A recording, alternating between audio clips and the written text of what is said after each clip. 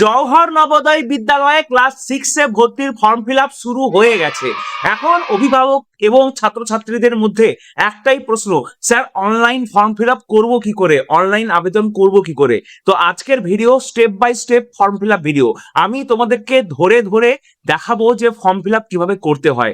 বিশেষ করে সেই সব দাদাদের জন্য আজকের এই ভিডিও, সেই সব দাদা এবং দিদিদের জন্য যারা সাইবার ক্যাফে চালান, যারা অনলাইনে ফর্ম ফিল আপ করে দেন। অনেক অভিভাবক ফর্ম ফিল আপ নিজে না করতে পেরে সাইবার ক্যাফে বা যেখানে অনলাইন ফর্ম ফিল আপ হয় সেরকম সংস্থায় গিয়ে ফর্ম ফিল আপ করান। তো সেই সব দাদা দিদিদেরকে আজকে আমি শিখিয়ে দেব কিভাবে জওহর নবোদয় বিদ্যালয়ে ক্লাস 6 এ ভর্তির ফর্ম ফিল আপ করতে হয়।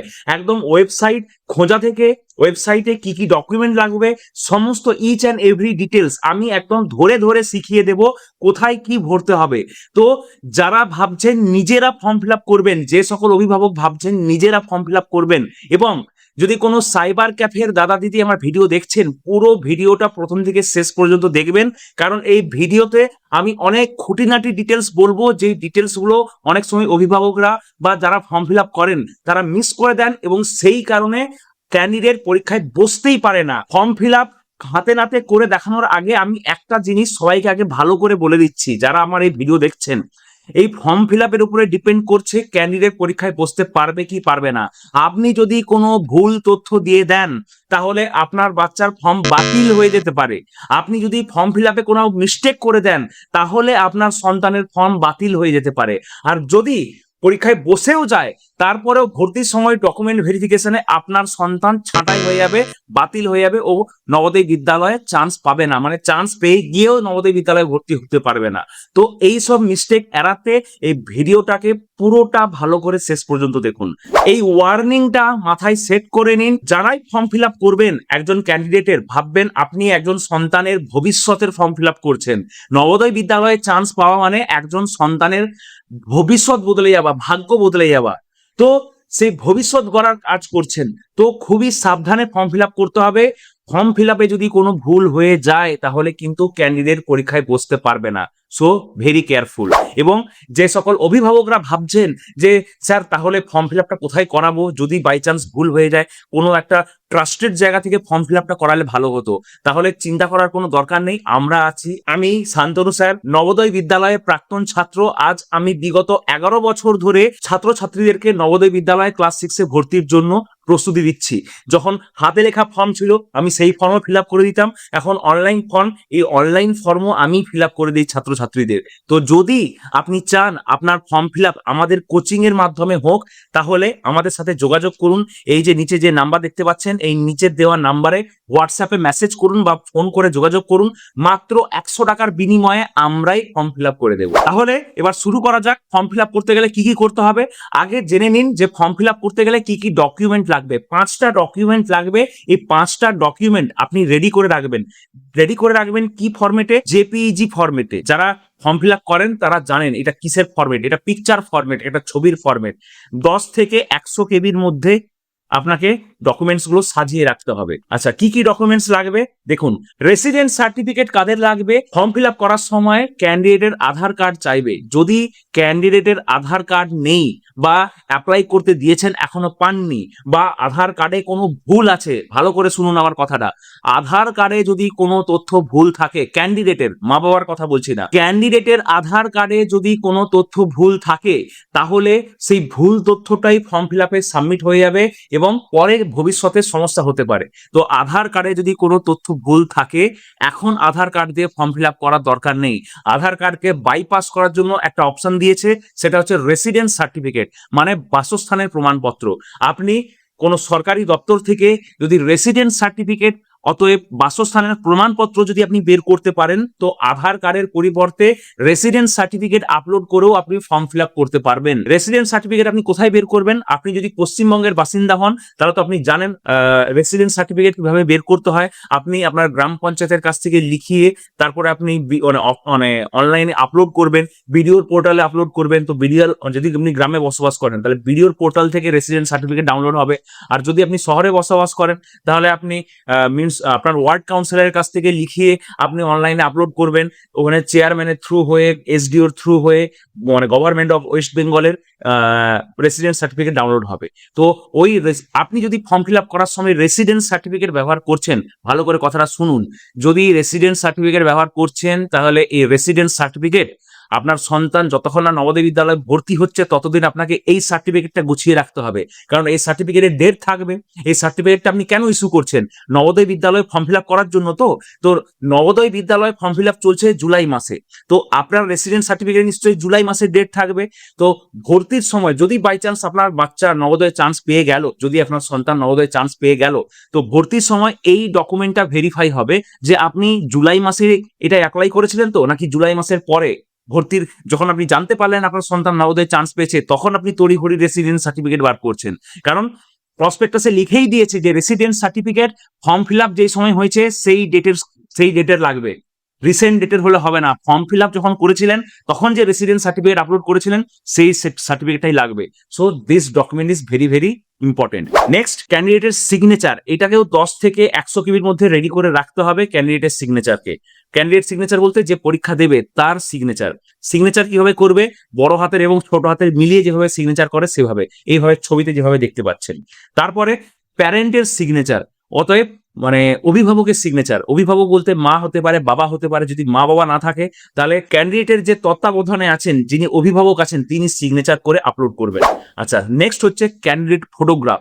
ক্যান্ডিডেট ফটোগ্রাফ, যে ক্যান্ডিডেট পরীক্ষা দেবে, যেই ছাত্র বা ছাত্রী পরীক্ষা দেবে তার ছবি লাগবে, এভাবে পাসপোর্ট সাইজ ছবি, এভাবে সুন্দর করে একটা ছবি লাগবে 10 থেকে 100 কেবির ভেতরে। আচ্ছা, নেক্সট হচ্ছে ক্যাটাগরি সার্টিফিকেট। যদি আপনার সন্তানের ক্যাটাগরি আছে, এসটি আছে, এসসি আছে, ওবিসি আছে, ইডাব্লিউএস আছে।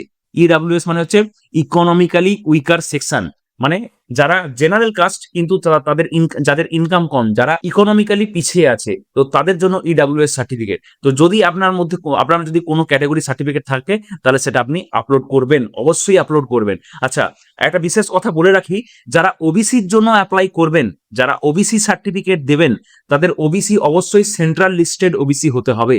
এবার সেন্ট্রাল লিস্টেড ওবিসি কাকে বলে, কিভাবে বুঝবেন সেন্ট্রাল লিস্টেড ওবিসি আপনি কিনা, তো সেটার জন্য আমি একটা আলাদা ভিডিওতে কথা বলবো, সেখানে আমি সমস্ত জিনিস বুঝিয়ে দেবো যে আপনি কিভাবে বুঝবেন যে আপনার সন্তান মানে সেন্ট্রাল লিস্টেড ওবিসি কিনা। ওকে, তাহলে বুঝতে পেরেছেন। এই সকল ডকুমেন্টস গুলো রেডি করে তবেই ফর্ম ফিল আপ করতে বসবেন, কারণ ফর্ম ফিল আপের যে পোর্টাল ওটা আপনাকে 5 মিনিট সময় দেবে। 5 মিনিটের মধ্যে আপনাকে সমস্ত ডিটেলস ফিল আপ করতে হবে, এই জিনিসগুলো আপলোড করতে হবে। 5 মিনিট পেরিয়ে গেলে আবার পেজ রিফ্রেশ হয়ে যাবে, আবার আপনাকে প্রথম থেকে করতে হবে, আবার সেম খাটনি আবার ঘুরে খাটতে হবে। তো সেই কারণে সমস্ত জিনিস রেডি করে নিয়ে তবেই ফর্ম ফিল আপ করতে শুরু করবেন। বোঝা গেল?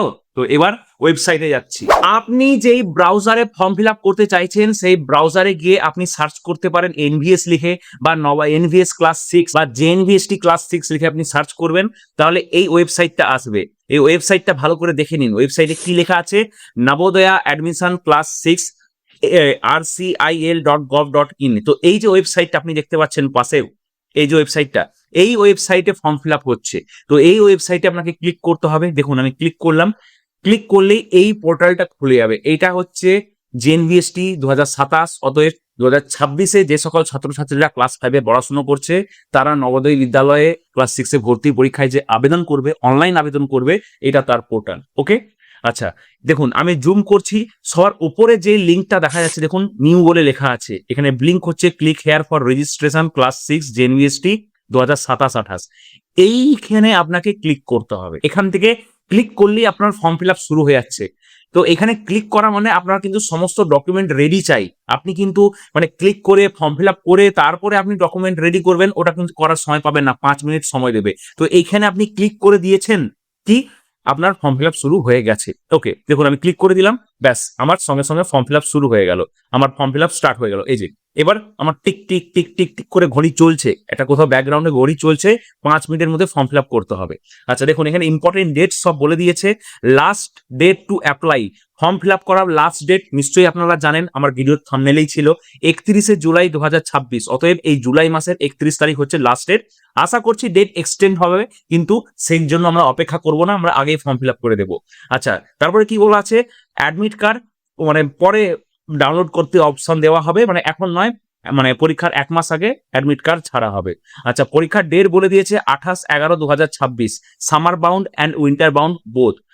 28 নভেম্বর পরীক্ষা হবে, এই 2026 সালের 28 নভেম্বর পরীক্ষা হবে, এবং সামার বাউন্ড এবং উইন্টার বাউন্ড রিজন সবার জন্য, মানে পুরো পশ্চিমবঙ্গের যতগুলি জেলা আছে ইনক্লুডিং দার্জিলিং সবার পরীক্ষা একসাথে হবে। আচ্ছা, রেজাল্ট কবে বেরোবে?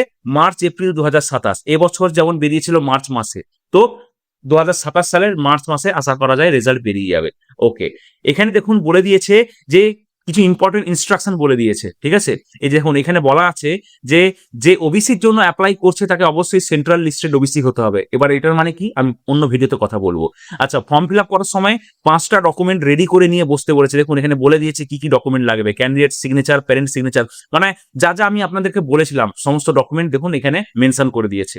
ওকে, বুঝতে পেরে গেছেন? ওকে ওকে, এবার আমি ফর্ম ফিল আপের মূল ব্যাপারে আসছি। কি বলেছে? ডিক্লারেশন অফ ম্যান্ডেটরি এলিজিবিলিটি, মানে এই যে পেজটা, মানে এই ফর্ম ফিল আপের পেজটাকে দুভাগে ভাগ করা হয়েছে। প্রথমে আমাকে ইয়েস নো এইভাবে আমরা কিছু প্রশ্ন জিজ্ঞাসা করা হবে, এগুলোর আপনি উত্তর দেবেন, তারপরে অ্যাকচুয়াল ফর্ম ফিল আপ শুরু হবে। ওকে, দেখুন এখানে কিছু কিছু ইনস্ট্রাকশন বলে দিয়েছে যে এই ব্যাপারগুলোর জন্য অবশ্যই মাথায় রেখে ফর্ম ফিল আপ করবেন। কি? প্রথমটা বলেছে the candidate has never appear in the JNVST examination in any previous year, মানে যে ক্যান্ডিডেট ফর্ম ফিল আপ করছে সে যদি আগে কখনো জেএনভিএসটির পরীক্ষা দিয়েছে, নবোদয় বিদ্যালয় ক্লাস 6-এ ভর্তির পরীক্ষা দিয়েছে, তাহলে কিন্তু সে আর ফর্ম ফিল আপ করতে পারবেন না। আর আপনি যদি ফর্ম ফিল আপ করে দিয়েছেন, ডেটাবেসের সাথে ম্যাচ করবে, যে ক্যান্ডিডেটকে ছাঁটাই করে দেবে, তাকে পরীক্ষায় বসতে দেবে না।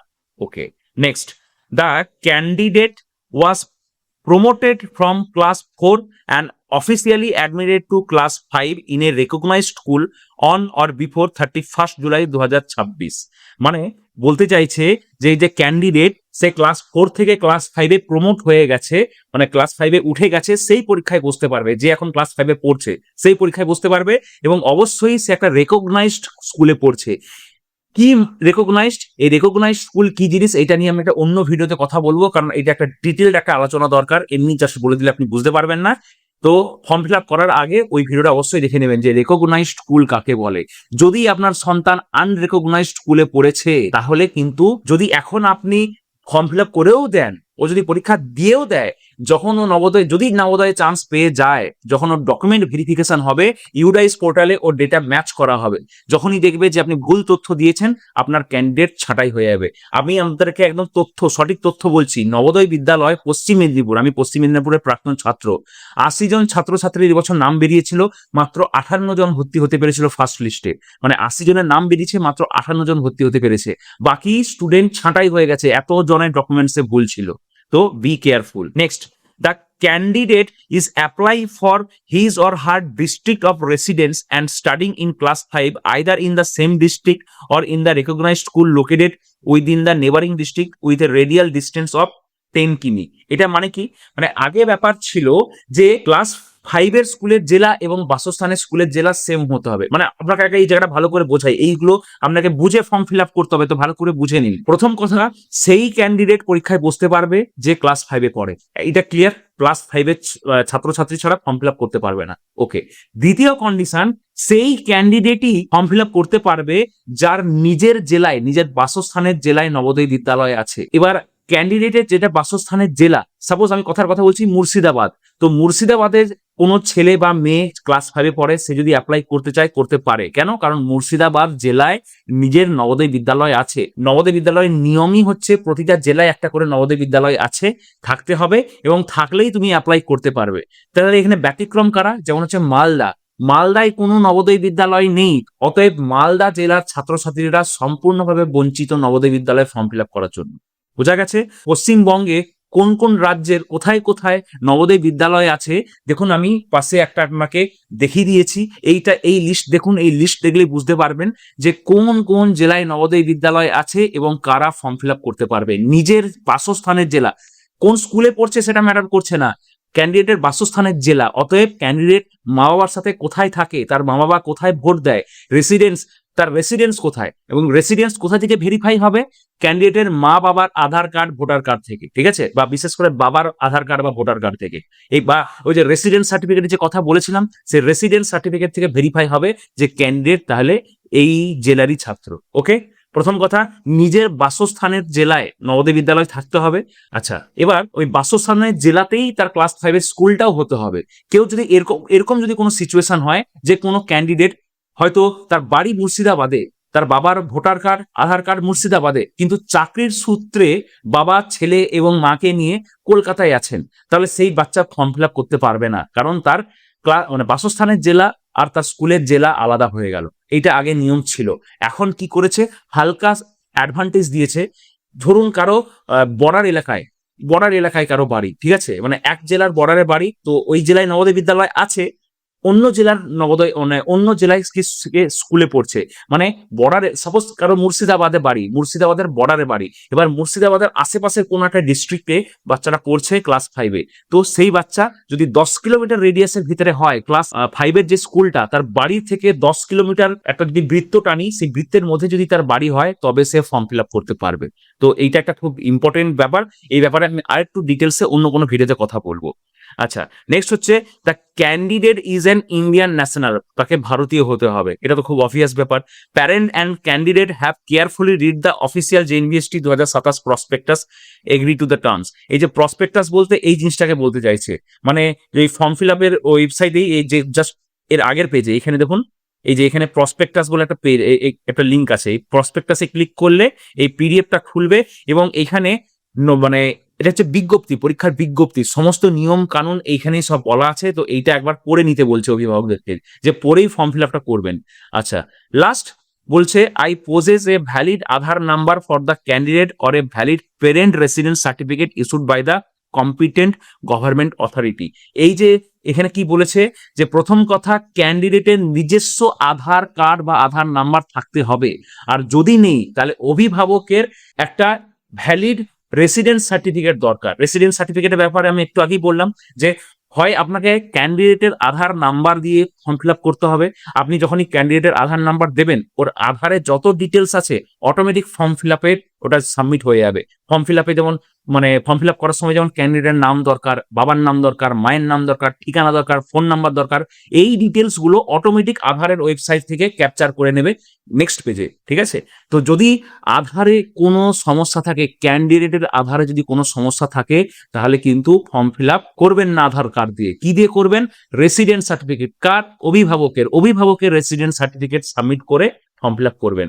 তো এই ব্যাপারগুলো মাথায় রেখেই তবেই কিন্তু আপনারা ফর্ম ফিল আপ করবেন। এই ব্যাপারগুলো যদি সব ওকে আছে, তাহলে এবার ফর্ম ফিল আপ শুরু করা যেতে পারে। ওকে, দেখুন তাহলে আমি নিচে এসেছি, এখানে দুটো জিনিস আমাকে জিজ্ঞাসা করেছে। কি বলছে? If the candidate or parent affirm and declare that the candidate is fulfilling all the above eligibility, মানে উপরে যা যা কথা বলা হয়েছে সব ঠিক আছে। তো তো যদি আপনি ইয়েস করেন তবে ও ফর্ম ফিল আপ করতে পারবে। যদি আপনি এখানে নো করে দেন তখন বলবে you are not eligible to apply. বুঝতে পেরেছেন? তো এখানে আপনাকে ইয়েস ভরতে হবে, যে ফর্ম ফিল আপ করছেন এখানে ইয়েস ভরতে হবে, তবেই নেক্সট স্টেপে আপনি যেতে পারবেন। আচ্ছা, নেক্সট এখানে জিজ্ঞাসা করেছে do you have Aadhaar number, মানে ক্যান্ডিডেটের আধার নাম্বারের কথা বলছে।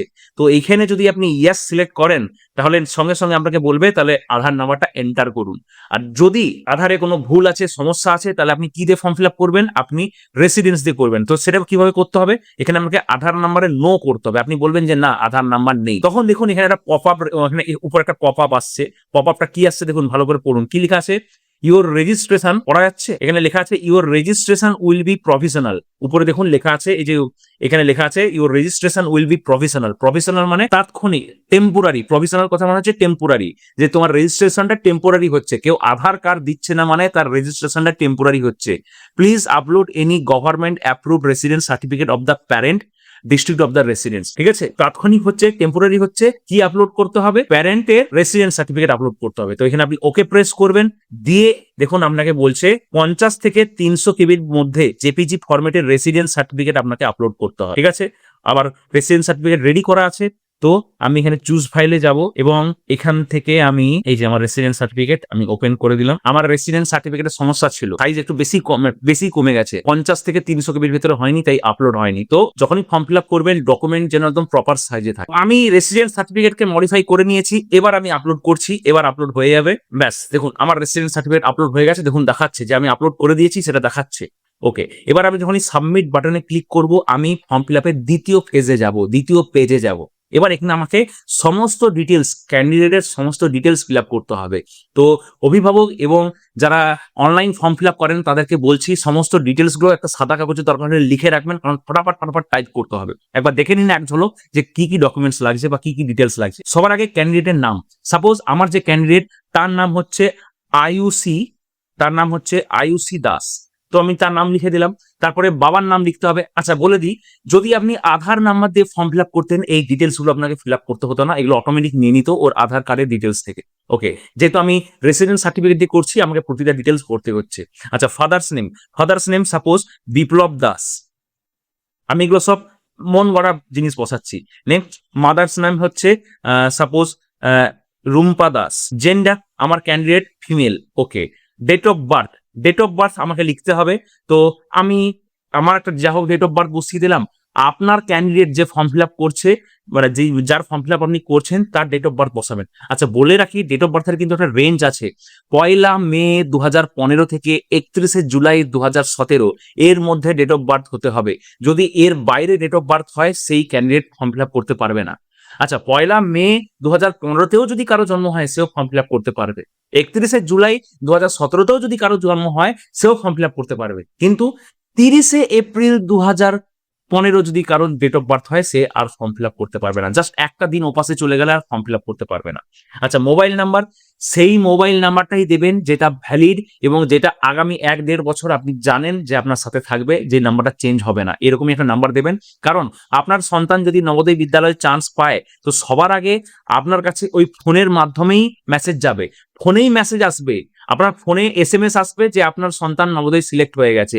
এবছর সেভাবে সবার কাছে SMS গেছিল। আর ইন ফিউচার নবোদয় বিদ্যালয় আপনার সাথে যদি কন্ট্যাক্ট করতে চায়, বাই চান্স আপনার ফর্ম ফিল আপে কিছু মিস্টেক হয়েছে, কারেকশন করাতে হবে, বা ইন এনি কেস নবোদয় বিদ্যালয়ের সাথে আপনার সম্পর্কের একমাত্র যোগসূত্র হচ্ছে মোবাইল নাম্বার। তো মোবাইল নাম্বারটা ভেবে দেবেন কোনটা আপনার সাথে আগামী 1-1.5 বছর থাকবে। ওকে, 1 2 3 4 5 6 7 8 9 10 আমি একটা স্যাম্পল রোল নাম্বার বসিয়ে দিয়েছি। নেক্সট এখানে আমাকে ইমেল আইডি বসাতে হবে।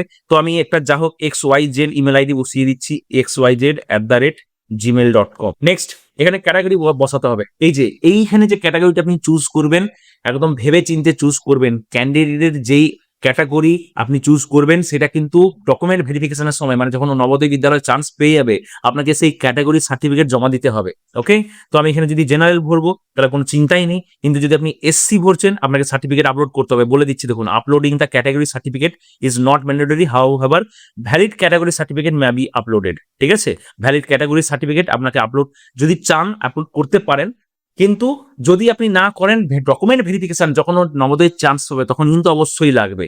আচ্ছা আমি এখানে যদি OBC সিলেক্ট করি, দেখুন কি বলেছে, সেম জিনিস বলছে। ঠিক আছে, তো আপনার যেটা ক্যাটাগরি আপনি সেটা সাবমিট করবেন। আচ্ছা নেক্সট, যদি ক্যান্ডিডেট ফিজিক্যালি হ্যান্ডিক্যাপ হয় তাহলে তাকে এখানে বলে দিয়েছে মিনিমাম তাকে 40% হ্যান্ডিক্যাপ হতে হবে, তবেই সে অ্যাকসেপ্টেড, নালে অ্যাকসেপ্টেড নয়। হ্যান্ডিক্যাপের পার্সেন্টেজ হয়। যদি আপনার সন্তান হ্যান্ডিক্যাপ সার্টিফিকেট আছে তাহলে আপনি নিশ্চয়ই ব্যাপারটা জানবেন। তো মিনিমাম 40% হতে হবে তবেই অ্যাপ্লাই হবে। আমি আপাতত এটা নান করে রাখছি। ওকে, কারণ এখানে আমি যদি ইয়াস মানে যা হোক আমি কিছুটা ভরি তাহলে আমাকে এখানে আবার পার্সেন্টেজ ভরতে হবে। ওকে, তো আপাতত আমি এখানে নান করে রাখছি। ওকে, নেক্সট হচ্ছে অ্যাড্রেস। আপনার যেটা অ্যাড্রেস সেটা ভরবেন। আপনি যদি আধার কার্ড দিয়ে ফর্ম ফিল আপ করেন তাহলে এখানে অ্যাড্রেস আপনাকে ভরতে হবে না, অটোমেটিক আধার কার্ড থেকে নিয়ে নেবে। তো আমি এখানে XYZ যা হোক একটা অ্যাড্রেস বসিয়ে দিলাম। পিনকোড 1 2 3 4 5 6 একটা পিনকোড বসিয়ে দিলাম। আপনার যেটা অরিজিনাল সেটা বসাবেন। নেক্সট হচ্ছে রেসিডেন্সিয়াল স্টেট। ভালো করে এই জায়গাটা খুব ভালো করে, রেসিডেন্সিয়াল স্টেট মানে ক্যান্ডিডেট কোন রাজ্যে বসবাস করে। তো নিশ্চয়ই আমার ভিডিও দেখছেন মানে নিশ্চয়ই ক্যান্ডিডেট ওয়েস্ট বেঙ্গলে বসবাস করে বা আসামে বা ত্রিপুরাতে, বাংলাভাষী মানুষরাই আমার ভিডিও দেখেন। তো আপনার যেটা রেসিডেন্সিয়াল স্টেট ওটা আপনি করবেন। নেক্সট হচ্ছে রেসিডেন্সিয়াল ডিস্ট্রিক্ট মানে এখানে যে জেলাগুলো আছে এই জেলাগুলোর মধ্যে একটা জেলা আপনাকে চুজ করতে হবে। আমার জেলা পশ্চিম মেদিনীপুর, তো আমি পশ্চিম মেদিনীপুর জেলা চুজ করে নিলাম। ঠিক আছে, যখনই আপনি এটা চুজ করে নিলেন আপনাকে এখানে দেখাচ্ছে you are applying for JNV west Medinipur, মানে এখানে বুঝিয়ে দিল যে আপনার বাসস্থানের রাজ্য এবং জেলার উপরে ডিপেন্ড করছে ক্যান্ডিডেট কোন জেলার নবোদয় বিদ্যালয়ের পরীক্ষা দেবে? নবোদয় বিদ্যালয়ের যে পরীক্ষা, ক্লাস 6 এ ভর্তির পরীক্ষা, এটা সম্পূর্ণভাবে জেলা ভিত্তিক। প্রতিটা জেলার ছাত্রছাত্রী নিজেদের মধ্যে কম্পিটিশনে বসবে এবং অন্য জেলার ছাত্রছাত্রী এসে বসতে পারবে না।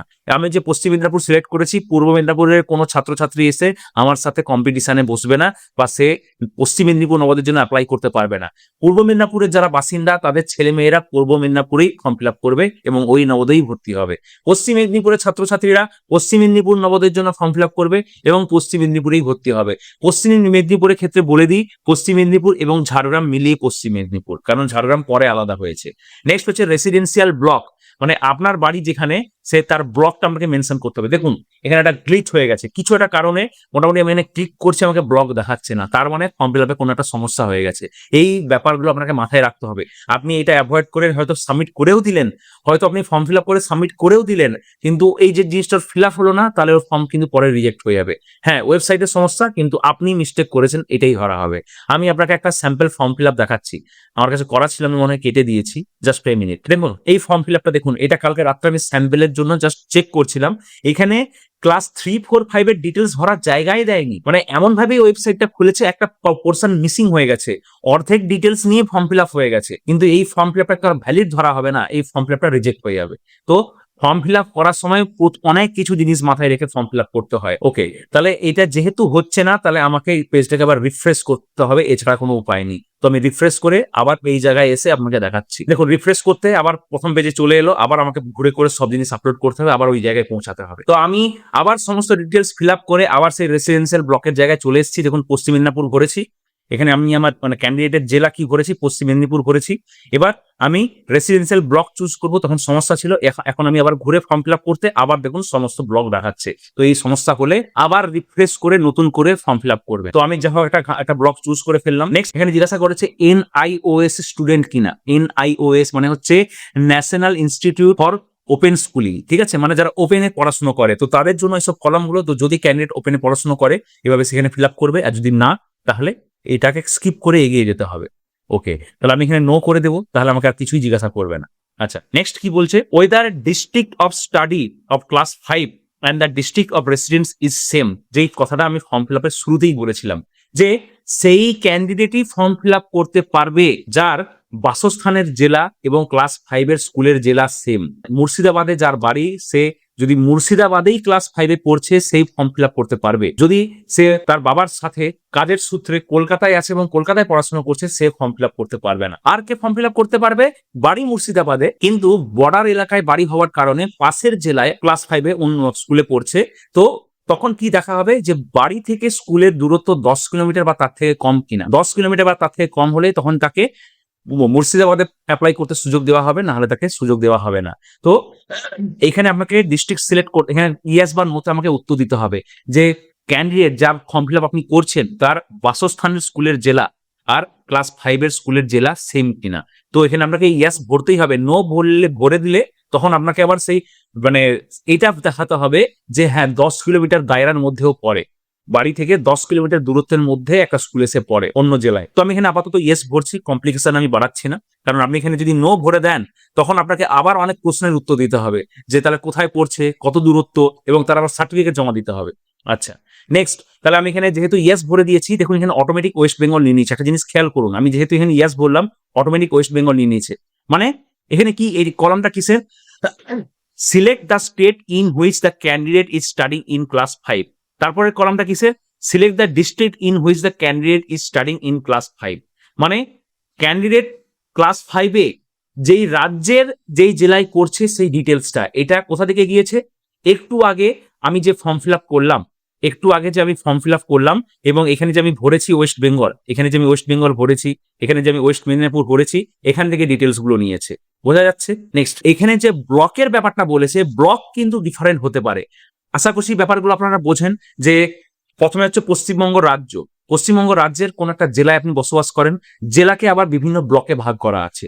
তো জেলা অন্য হলে সমস্যা, ব্লক অন্য হলে সমস্যা নয়। এখানে আমি ধরেছিলাম যে ক্যান্ডিডেটের রেসিডেন্সিয়াল ব্লক হচ্ছে ঘাটাল, ঠিক আছে, সাপোজ ক্যান্ডিডেট ঘাটাল ব্লকে বসবাস করে, কিন্তু কোনো অন্য ব্লকের স্কুলে পড়াশোনা করছে, তাতে কোনো সমস্যা নেই। এটা কিসের জিজ্ঞাসা করছে? ক্লাস 5 কোন ব্লকে পড়াশোনা করছে, ক্লাস 5টা ইম্পর্টেন্ট, ঠিক আছে? ক্লাস 5 যদি দাসপুর 1-এ পড়াশোনা করছে তাহলে কোনো অসুবিধা নেই, ব্লক আলাদা হলে অসুবিধা নেই, জেলা আলাদা হলে অসুবিধা। ওকে, আচ্ছা আরেকটা জিনিস বলি, ক্লাস 3-4 যদি অন্য জেলায় পড়েছে তাতেও কিন্তু কোনো অসুবিধা নেই, শুধু ক্লাস 5টা ইম্পর্টেন্ট, 5 ইজ ভেরি ইম্পর্টেন্ট। 3-4-এ অন্য জেলা অন্য রাজ্যেও যদি পড়ে কোনো অসুবিধা নেই। নেক্সট, তারপরে মিডিয়াম অফ এক্সামিনেশন, এটা হচ্ছে সব থেকে ভাইটাল জিনিস। এখানে অনেক অভিভাবক ফর্ম ফিল আপ করার সময় ভুল করে দেন, যারা অনলাইনে আবেদন করেন যে সকল দাদা দিদিরা সাইবার ক্যাফের মাধ্যমে, ওনারাও ভুল করে দেন। এই জায়গাটাকে অবশ্যই খেয়াল রাখবেন। এটাই পুরো ডিপেন্ড করছে আপনার বাচ্চা নবোদয় পরীক্ষায় বসেও মানে পেন চালাতে পারবে কিনা। যদি আপনি এখানে মিডিয়াম অফ এক্সামিনেশন মানে কি, ক্যান্ডিডেট যে ফর্ম ফিল আপ মানে ক্যান্ডিডেট যে পরীক্ষায় বসবে, পরীক্ষা যে দেবে, সেই পরীক্ষার কোশ্চেন পেপারের ভাষা কি হবে। যদি আপনি ইংলিশ চুজ করেন তাহলে ইংলিশে পরীক্ষায় ওর কাছে ইংলিশ কোশ্চেন পেপার আসবে, যদি আপনি বাংলা চুজ করেন তাহলে বাংলা আসবে। আমার যারা ভিউয়ার্স মেনলি ইংলিশ এবং বাংলা ভাষীরা, তো আমি বুঝিয়ে দিলাম, আপনার সন্তান যে ভাষায় পরীক্ষা দিতে চায়, আপনার সন্তানের যেটা মাতৃভাষা, ও স্কুলে যেই ভাষায় পড়াশোনা করে বা কোচিং এর যেই মাধ্যমে পড়াশোনা করছে, আপনি সেই ভাষাটাই চুজ করবেন। আপনি যে কোনো ভাষা চুজ করতে পারেন। এটাও অনেকের কনফিউশন থাকে, স্যার আমার সন্তান ইংলিশ মিডিয়াম স্কুলে পড়ে কিন্তু ইংলিশ একটু কাঁচা, তাই ওকে বাংলাতেই পরীক্ষা দেওয়াতে চাইছি, দিতে পারি? হ্যাঁ, অবশ্যই দিতে পারেন। আপনি যা চুজ করবেন সেটাই হবে। তো আমি এখানে বেঙ্গলি চুজ করে দিলাম। ওকে, নেক্সট, এবার হচ্ছে এখানে ক্লাস 3, 4, 5 এর সমস্ত ডিটেলস আপনাকে এখানে ভরতে হবে, ঠিক আছে? দেখুন, এখানে কিন্তু ক্লাস 3 কোথায় পড়েছিল, 4 কোথায় পড়েছিল, এসব কিছুই জানতে চাইছে না, মানে কোন জেলা কোন রাজ্যে করেছিল জানতে চাইছে না, শুধু 5টাই জানতে চাইছে, মানে 5টাই ইম্পর্টেন্ট। ক্লাস 3 করে ডিটেলস চাইছে, মানে স্কুলের নাম, স্কুলটা রেকগনাইজড কিনা, এইগুলো শুধু লাগবে। স্কুল কোন জেলায় কোন রাজ্যে সেটা ইম্পর্টেন্ট নয় ক্লাস 3, 4-এ। আচ্ছা, এখানে তারা স্কুলের নাম ভরতে হবে। আমি স্কুলের নাম ভরে দিচ্ছি XYZ, এখানেও ভরে দিচ্ছি XYZ, এখানেও ভরে দিচ্ছি XYZ এবং এখানেও ভরে দিচ্ছি XYZ। নেক্সট, এখানে এই যে কলামটা, এটা ভালো করে দেখুন। আবার এখানে লাল মার্ক করা আছে, লাল মার্ক যেগুলো করা আছে, যেরকম রেড মার্ক যেগুলো করা আছে এগুলোকে অ্যাস্টেরিক্স বলে। তো যেগুলো লাল মার্ক করা আছে এগুলো ইম্পর্টেন্ট এবং খুব সাবধানে পড়বেন, এগুলো খুবই গুরুত্বপূর্ণ জিনিস। আচ্ছা, রেকগনাইজড কিনা, স্কুলটা রেকগনাইজড কিনা এটা আপনি কি করে জানবেন? এটা ইউডাইস এর পোর্টালে গিয়ে দেখতে হয়। আপনার স্কুলের সমস্ত বায়োডেটা, আপনার বাচ্চা ক্লাস 5-এ যে স্কুলে পড়ছে, 3 আর 4-এ যে স্কুলে পড়েছিল, সেই স্কুলের সমস্ত ডিটেলস ইউডাইস পোর্টালে দেখা যায়। এবার ইউডাইস কি জিনিস সেটা আমি অন্য একটা ভিডিওতে আলোচনা করব। আপাতত আপনাকে জানিয়ে রাখি, এখানে রেকগনাইজড ভরতেই হবে, না হলে বাচ্চা ফর্ম ফিল আপ এর ফর্ম ফিল আপই হবে না। দেখুন, আমি এখানে নট রেকগনাইজড বলে দিচ্ছি, এখানে কি দেখাবে সঙ্গে সঙ্গে নট রেকগনাইজড ভরে দিতে, non recognized school candidate is not eligible, form fill আপই করতে পারবেন না। তো আপনাকে এখানে রেকগনাইজড ভরতেই হবে, আপনার কাছে কোনো অপশন নেই, রেকগনাইজডই ভরতে হবে। নট রেকগনাইজড বললে ফর্ম ফিল আপই করতে পারবে। নেক্সট, স্কুলের লোকেশনের উপরে ডিপেন্ড করছে আপনার বাচ্চা রুরাল ক্যান্ডিডেট নাকি আরবান ক্যান্ডিডেট। আচ্ছা, আমি বাকি আগে সবকটা রুরাল ভরে তারপর আমি বোঝাচ্ছি। যদি ক্লাস 3, 4, 5 3টে বছরই রুরাল এরিয়ায় যদি আপনার সন্তান পড়াশোনা করেছে, তখন তাকে রুরাল ক্যান্ডিডেট হিসাবে গণ্য করা হবে। স্যার, রুরাল ক্যান্ডিডেট হলে কি সুবিধা? রুরাল ক্যান্ডিডেট হলে প্রচুর সুবিধা। নবোদয় বিদ্যালয়ে টোটাল 80টা সিট থাকে। 80টা সিটের মধ্যে 75% সিট গ্রামের ছাত্রছাত্রীদের জন্য রিজার্ভ করা। তাহলে 80-র 75% কত হয়? 60। মানে 80টা সিটের মধ্যে 60টা সিটে কেবলমাত্র গ্রামের ছেলেমেয়েরাই ভর্তি হতে পারবে, কোনো আরবান ক্যান্ডিডেট ভর্তি হতে পারবে না। আর বাকি যে 20টা সিট স্যার, ওগুলো হচ্ছে ওপেন সিট, ওটা মেরিটের বেসিসে হবে, মানে কে কত নাম্বার পেয়েছে, কে কত ভালো নাম্বার পেয়েছে সেই বেসিসে হবে। মানে ওইখানেও আরবান স্টুডেন্টরা স্ট্রাগল করবে নাম্বারের জন্য, মানে আরবান স্টুডেন্টদেরকে চান্স পেতে গেলে নাম্বারের বেসিসেই পেতে হবে। আর রুরাল স্টুডেন্টরা এক তো তাদের 60টা সিট রিজার্ভ করা আছে, গ্রামের ছাত্রছাত্রীদের জন্য রিজার্ভ করা আছে, তাছাড়াও গ্রামের ছেলে মেয়েরা যদি কেউ ভালো নাম্বার পায় তাহলে সেই 20টা সিটের যে এক্সট্রা যে 20টা সিট, ওই 20টা সিটের মধ্যেও সে একটা সিট নিয়ে নিতে পারে। মানে আরবান ছাত্রছাত্রীদের সত্যি এই মানে এক্সামটা ক্লিয়ার করা খুব টাফ। তাহলে কি পারে না? আমার নিজের ছাত্রছাত্রী প্রতি বছরই 2-3 জন করে আরবান ক্যান্ডিডেট নবোদয়ে চান্স পায়, কোনো কিছুই টাফ নয়। যদি সিয়ার উইল পাওয়ার থাকে, যদি মনের জোর খুব স্ট্রং থাকে, তাহলে অবশ্যই হবে। আমার নিজের ছাত্রছাত্রী 100-100 পেয়েছে, বাঁকুড়া জেলায় টুয়া পাইন 100-100 পেয়েছে, আর পশ্চিম মেদিনীপুর জেলায় আর্য রয় 100-100 পেয়েছে। 100-100 পেয়ে গেলে আর কেউ তোমাকে আটকাতে পারবে পরীক্ষায়? কেউ পারবে না। 100-100 পেয়ে দেখাও, তাহলে তুমি চান্স পাবে। আর এমন নয় যেটা পসিবল। নেক্সট, যদি আমি এখানে কোনো একটা বছর ক্লাস 3, 4, 5 এর কোনো একটা বছর যদি আমি আরবান ভরে দিই, তাহলে কিন্তু ওকে আরবান ক্যান্ডিডেট হিসেবে ট্রিট করা হবে। তো ক্লাস 3, 4, 5 3টে বছরই কন্টিনিউয়াসলি একটা ক্যান্ডিডেট যদি গ্রামের স্কুলে পড়েছে তবেই সে রুরাল। যদি ক্লাস 3, 4, 5 চলাকালীন কোনো একটা সেশন কোনো একদিনও যদি আরবান এলাকায় পড়েছে, আরবান এলাকার কোনো স্কুলে ওর নাম রেজিস্টার আছে, তাহলে কিন্তু ওকে আরবান ক্যান্ডিডেট হিসাবেই ধরা হবে। বোঝা গেছে? আচ্ছা, রুরাল বা আরবান মানে এই রুরাল আরবান ক্যাটাগরি কিসের উপরে দেওয়া হবে? ক্লাস 3, 4, 5 এর স্কুলের লোকেশনের উপরে, আপনার বাসস্থানের উপরে নয়। আপনি শহরে বসবাস করতেই পারেন, কিন্তু আপনার সন্তান যদি গ্রামের কোনো স্কুলে পড়ছে, গ্রামের স্কুল মানে যেটা পঞ্চায়েত এলাকার স্কুল, যদি পঞ্চায়েত এলাকার কোনো স্কুলে পড়ছে, তাহলে ও মানে রুরাল ক্যান্ডিডেট। আপনার বাসস্থান শহরে হতে পারে, সন্তান যদি গ্রামে পড়ছে, পঞ্চায়েত এলাকার কোনো স্কুলে পড়ছে, তাহলে সে রুরাল ক্যান্ডিডেট। আবার উল্টো ভাবে আপনি থাকেন গ্রামে, কিন্তু ছেলেকে বা মেয়েকে পড়াচ্ছেন শহরের কোনো স্কুলে, তাহলে আপনি গ্রামে থেকেও আপনার সন্তান আরবান ক্যান্ডিডেট, কারণ ও আরবান এরিয়ার স্কুলে পড়ছে। নেক্সট, এখানে ক্লাস 3, 4, 5 এর month and year of joining ভরতে হবে, মানে ক্লাস 3 কোন মাসে এবং কোন বছরে শুরু করেছিল।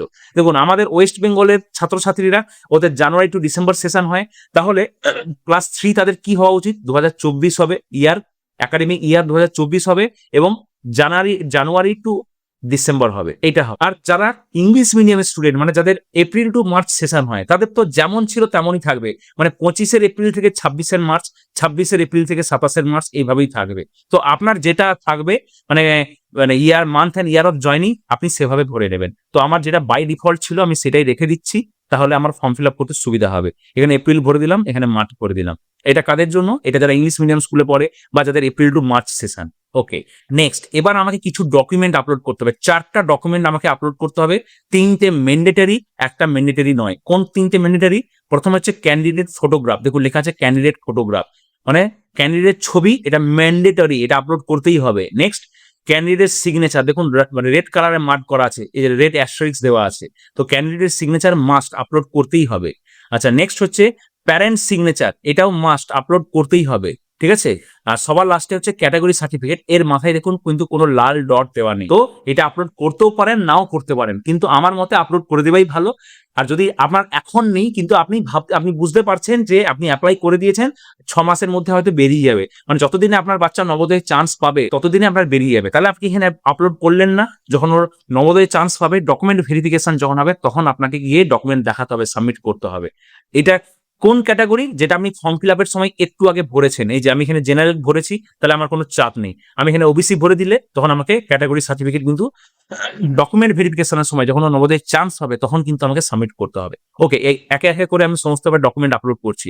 প্রথমে ক্যান্ডিডেটের ফটো, এই যে ক্যান্ডিডেট ফটো, আমি সবগুলো স্যাম্পল রেডি করে রেখেছি। আচ্ছা, তারপরে ক্যান্ডিডেটের সিগনেচার, তো আমি এখানে ক্যান্ডিডেট সিগনেচার রেডি করে রেখেছি। তারপরে হচ্ছে প্যারেন্ট সিগনেচার, তো প্যারেন্ট সিগনেচারও আমার কাছে রেডি আছে, তো আমি রেডি করে রেখেছি। নেক্সট হচ্ছে ক্যাটাগরি সার্টিফিকেট, আমার যেহেতু রেডি আছে তাই আমি আপলোড করে দিচ্ছি। যদি আপনার রেডি না থাকে, অ্যাপ্লাই করেছেন কিন্তু আসতে সময় লাগবে, তাহলে আপনি পরে আপলোড করবেন। বা আপনি দেখুন, এখানেও আমার সমস্যা ছিল, তাই আমার নিল না। ওকে, তো কাস্ট সার্টিফিকেটে প্রথমে মানে আমার ডকুমেন্ট সাইজ খুবই কম ছিল, তাই আপলোড হচ্ছিল না। এবার আমি এটাকে মডিফাই করে দিয়েছি, এবার কিন্তু আপলোড নিয়ে নেবে, এবার আপলোড নিয়ে নেবে। দেখুন নিয়ে নিয়েছে, তাহলে প্রতিটা ডকুমেন্ট আপলোড হয়ে গেছে।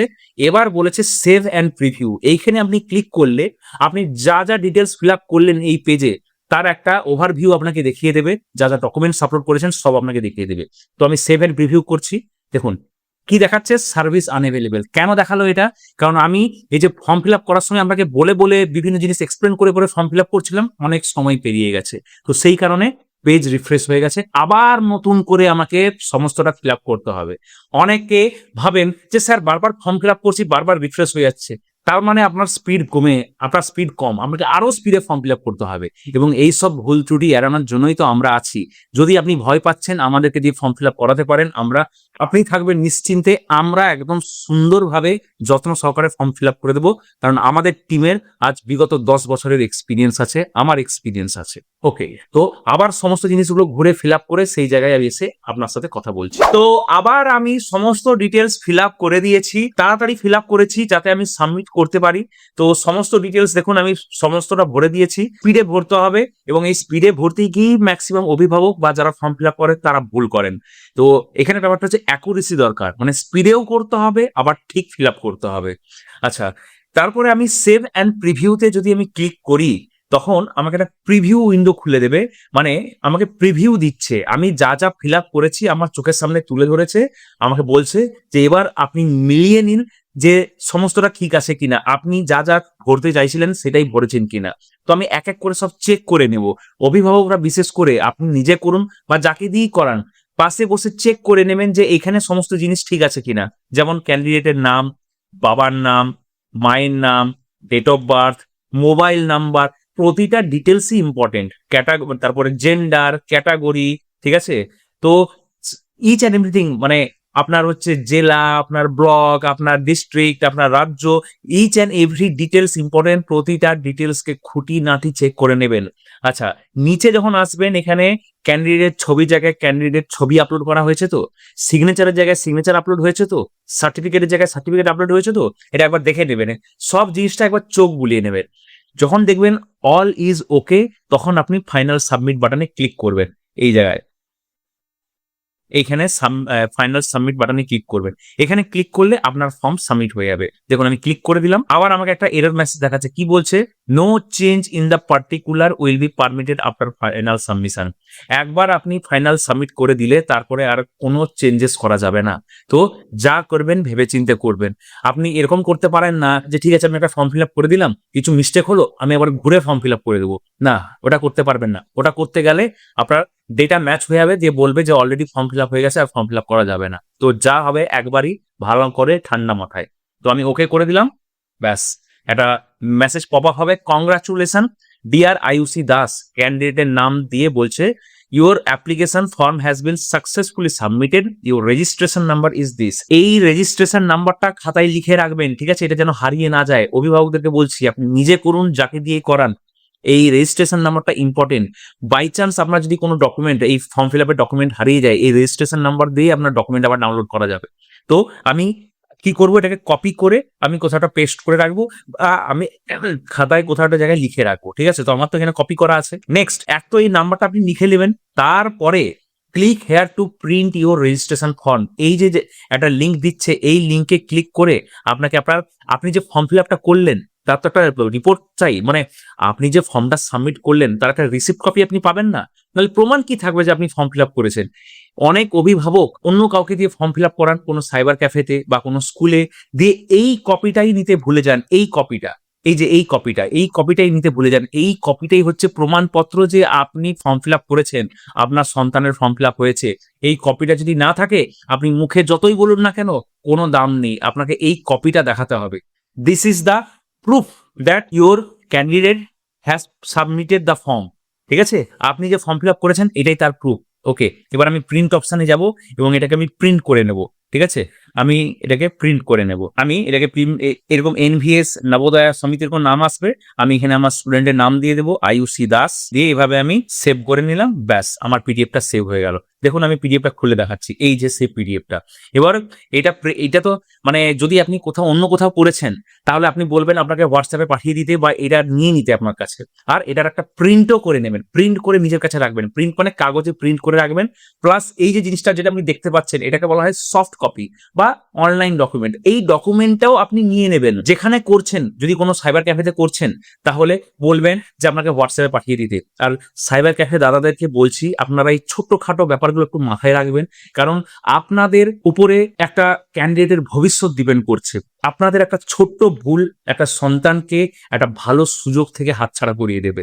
তো আপনারা যদি কেউ আমার এই ভিডিওটা দেখছেন, অবশ্যই এই জিনিসগুলো মাথায় রাখবেন। ফর্ম ফিল আপ করার পরে এই রিসিপ্ট কপিটা অবশ্যই ডাউনলোড করবেন, সেভ করে যিনি ক্যান্ডিডেটের অভিভাবক তাকে হোয়াটসঅ্যাপে পাঠিয়ে দেবেন বা তাকে পাঠিয়ে দেবেন, এবং এক কপি প্রিন্ট করে ওনাকে দিয়ে দেবেন। তাতে আপনার যা চার্জ লাগে আপনি নেবেন, কিন্তু আপনি এই জিনিসগুলো অন্তত দায়িত্ব সহকারে করবেন।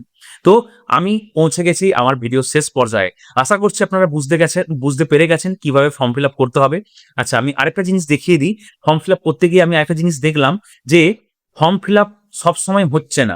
আজকে আমি আপনাকে ডেট দেখিয়ে দিচ্ছি, ডেট অ্যান্ড টাইম। এখন বাজে প্রায় 11:30, 11:20, 7ই জুলাই। গতকাল মানে 6 জুলাই সন্ধ্যা 7টা 8টা নাগাদ ফর্ম ফিল আপ শুরু হয়েছে। তো আমি যখন ঘোষণা করেছিলাম, আমি বলেছিলাম সবাইকে যে এখন ফর্ম ফিল আপ করবেন না, আপনারা 2-3 দিন ওয়েট করে যান, আগে ওয়েবসাইটটাকে একটু সেটেল হতে দিন।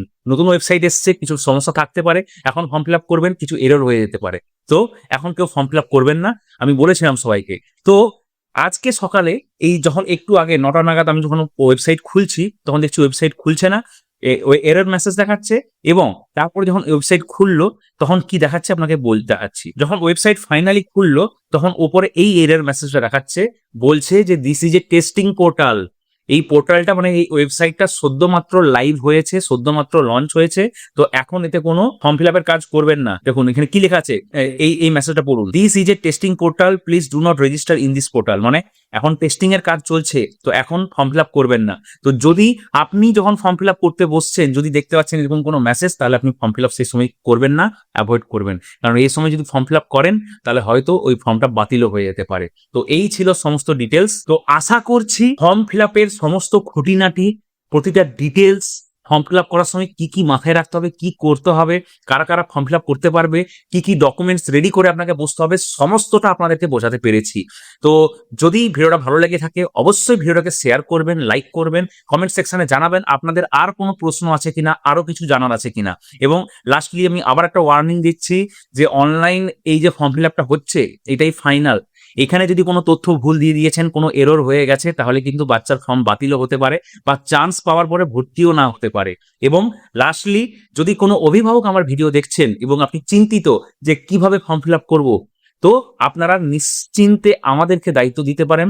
আমরা মাত্র 100 টাকার বিনিময়ে সম্পূর্ণ ফর্ম ফিল আপটা দায়িত্ব সহকারে করে দেব। আমাদের এক্সপার্ট টিম আছে, আমি আজকে বিগত 10-11 বছর ধরে পড়াচ্ছি। তো আপনি নিশ্চিন্তে আমাদেরকে দিয়ে ফর্ম ফিল আপ করাতে পারেন। দেখা হচ্ছে আগামী ভিডিওতে। আর যদি আপনাদের কোনো প্রশ্ন থেকে থাকে অবশ্যই কমেন্ট সেকশনে কমেন্ট করবেন। টাটা সবাইকে।